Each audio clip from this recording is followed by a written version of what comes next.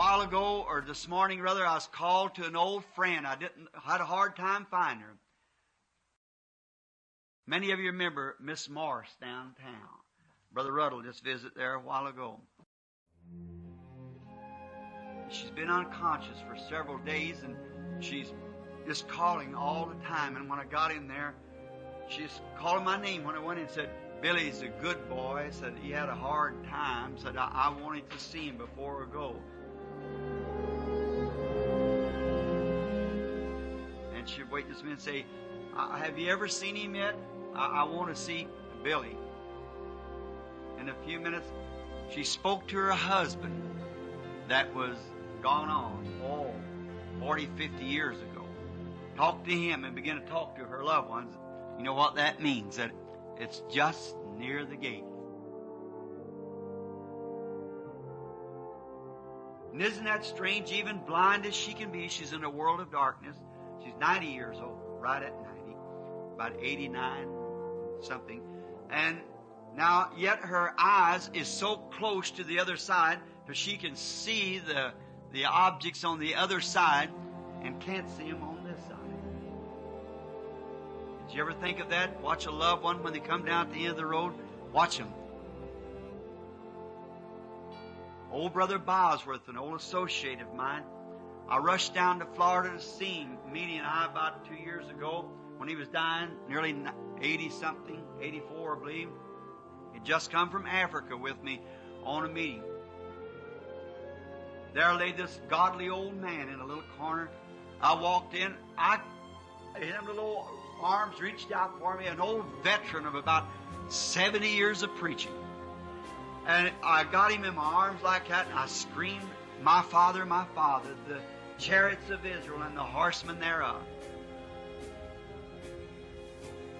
I sat down on the side of the bed with him, put his head over on my shoulder, and he come and pat me. He said, "Son," he said, "don't fail. Hit them fields quickly, because we haven't got much time."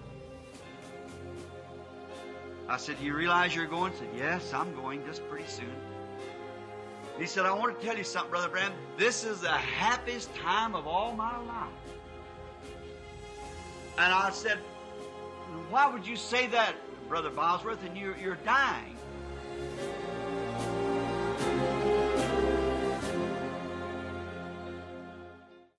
Well, he said, "Any minute I'm looking for him to come in the door to get me, the one that I've loved all these years."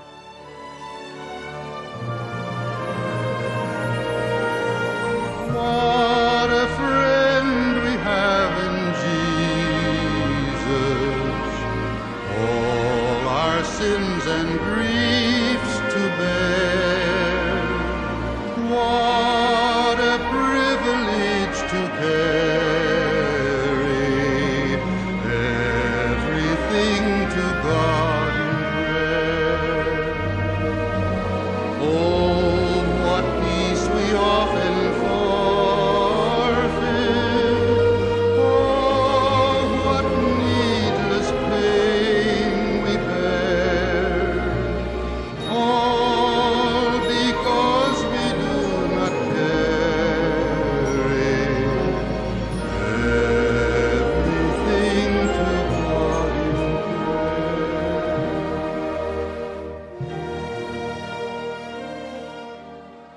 We left him, wife and I, and then when we went back, about an hour or two before he died, he was sleeping, and he woke up, looked in the room, he said, "Dad," raised up in his strength and shook hands with his daddy, with his mother. He said, "Here's Brother John. He was converted in my meeting 50 years ago. Here's so-and-so."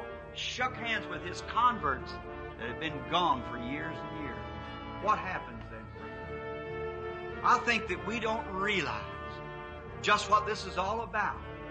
Sometimes I wonder, even when we come to meeting to worship, if we haven't got the wrong impression to think that we come merely to meet together. That's good. It has its purpose. Or to rejoice and have a good time. That has its purpose.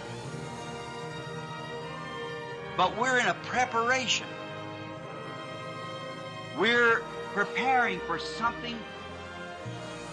Amen.